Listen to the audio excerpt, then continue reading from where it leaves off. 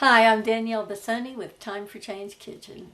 Today I'm going to make one of my very favorite dishes from Enot Restaurant in Alexandria, Virginia. This was taught to me by owner and executive chef Abe Bisrat, and this is his original recipe. I also have my own Inguday Tibs recipe, but it's quite different from this one. The spices are quite different. Abe uses mitmita, which is an Ethiopian spice blend that is usually a finishing blend. However, he uses it when he's cooking this, and it's absolutely wonderful. We also use korarima, which is an Ethiopian cardamom, black cardamom, and I'm going to show you what this looks like. It's quite different from the Indian green cardamom that we're used to. This is what the cardamom pod looks like, and these are the seeds. And they have a slightly camphor aroma to them, and it's quite nice to be used as a finishing spice in this dish.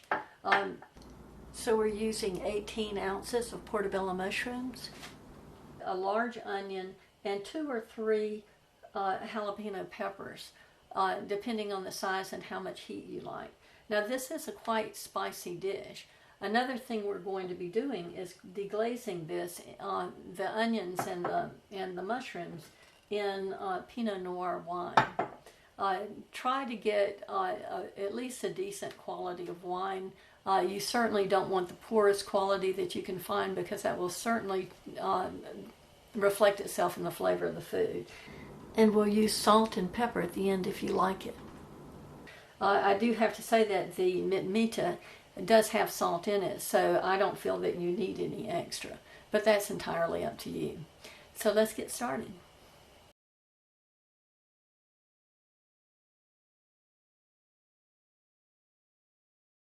To prepare Inguday Tibs, we first have to bring a medium saucepan half filled with water to a boil. I'll be blanching the mushrooms in 2 batches. You can do it all in one batch using more water in a larger saucepan, but I'd like to have a concentrated mushroom broth left over when we're done for another dish, possibly for French onion soup, so I'll do 2 batches in the same water. In this way, I don't waste flavor and nutrients by throwing out the water when we're done. While the water is coming to a boil, have a large skillet or saucepan on another burner on high heat. I like a skillet for this job because the slanted sides are easy to work with. Be sure to use a skillet that is large enough to allow you to move the quantity of onions you have easily around the pan. Also, have a 2-cup measuring cup full of water on hand to use for sautéing the onions. When droplets of water sizzle when they hit the pan, add the onions.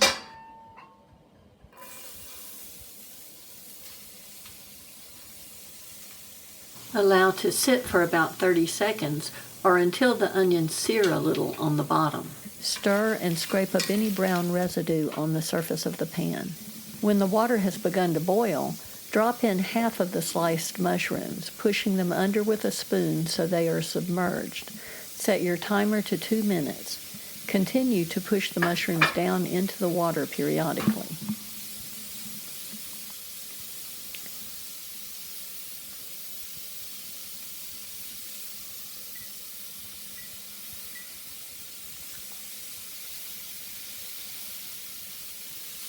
Return to the onions.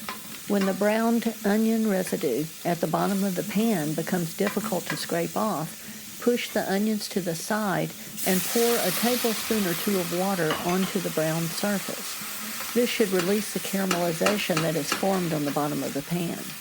Allow some or most of the water to evaporate, then push the onions back onto that spot.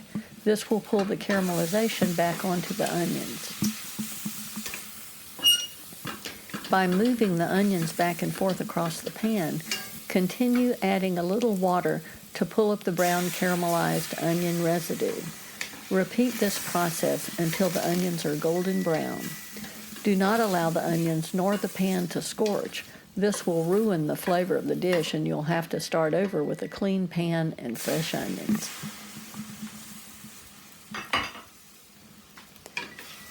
When the timer goes off after 2 minutes has elapsed, check your mushrooms. The time you will need to cook them will depend on the thickness of the slices of the mushrooms.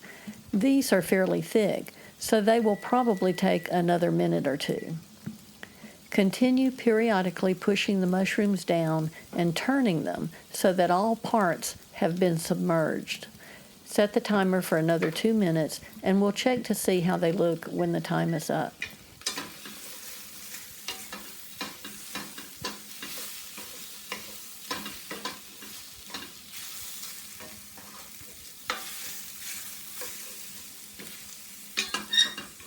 Stir the onions and cover with a lid.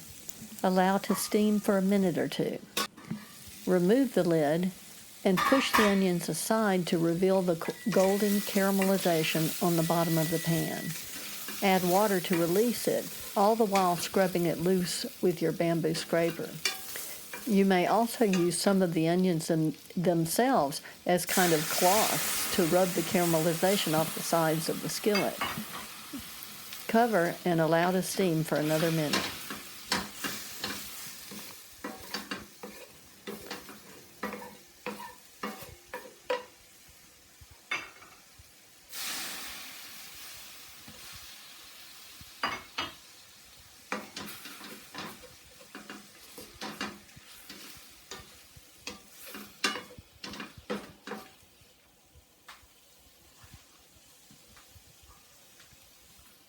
When the timer tells you that 2 minutes are over, check the mushrooms.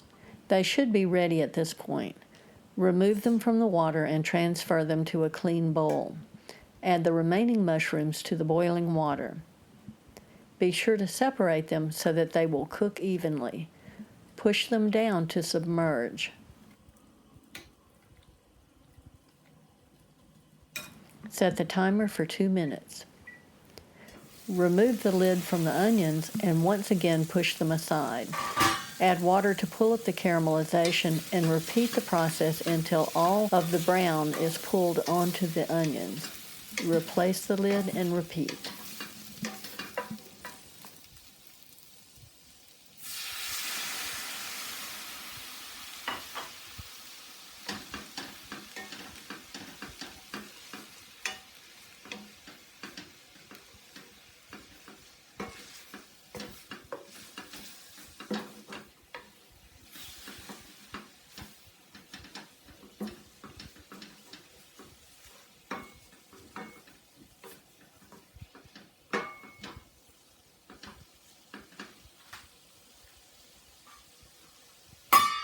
What I love about blanching mushrooms is that blanched mushrooms retain their plumpness when we cook with them later. They don't release their juices and shrivel down to thin strips of leathery pieces like they do when you saute them dry. I'm removing one of the mushrooms we blanched earlier to show you how flexible it should be compared to the one I'm removing from the saucepan now. This is how you know it's time to remove the mushrooms from the pan. We have only been blanching this batch for 1 minute and will need to give them another 2 or 3 minutes to complete the process. Continue to saute the onions in the same manner as before. Push to the side, add water, and scrub up the caramelization. Tilt the pan as needed to bathe the sides with water to pull off the onion residue. Cover and repeat until all the onions are soft, tender, and a rich golden brown color.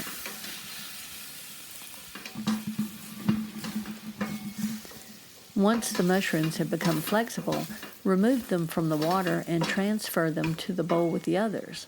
Set the water aside for another cooking project. If you don't have a cooking project immediately in mind, strain the rich dark liquid through a coffee filter or a cheesecloth placed into a strainer over a large Pyrex bowl. Allow to cool and freeze for a later use. As you can see, the onions have developed a deep golden color and have reduced in volume by about 1/2. They also have a sweet, delicious aroma.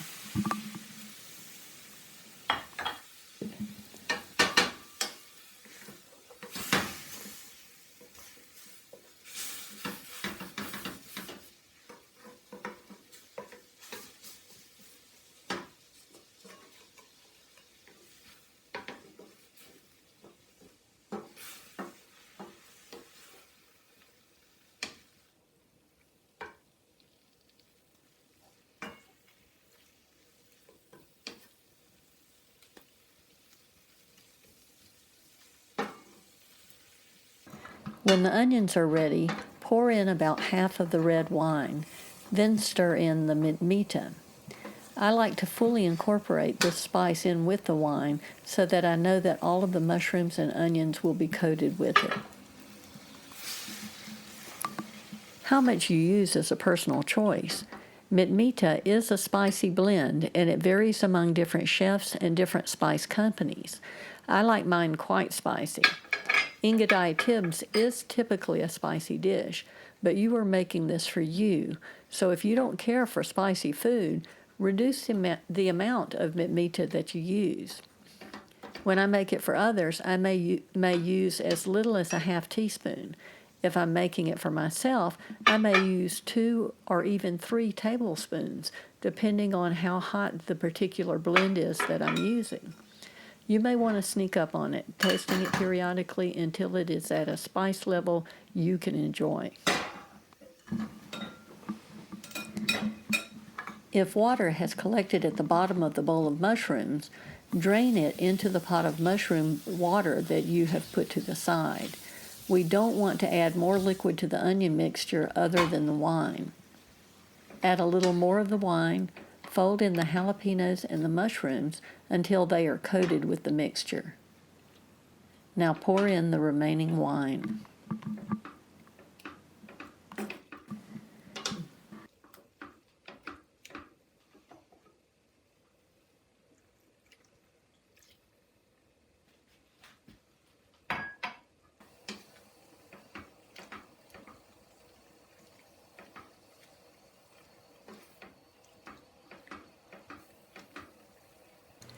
Cover and steam for 2 or 3 minutes.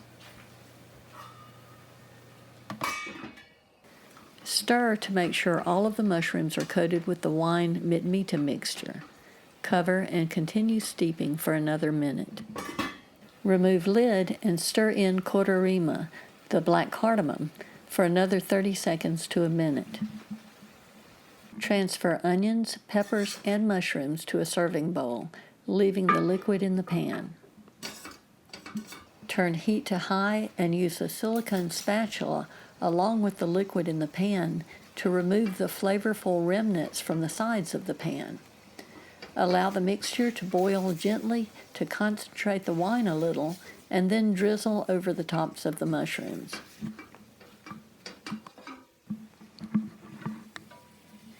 Inguday Tibs is traditionally served with injera, a spongy sourdough flatbread native to Ethiopia. You can find the recipe for how to make injera on my website at timeforchangekitchen.com. I also like to use these succulent mushrooms in a version of the Vietnamese sandwich, banh mi, in a fusion of Asian and African influences. You can also find this recipe at timeforchangekitchen.com.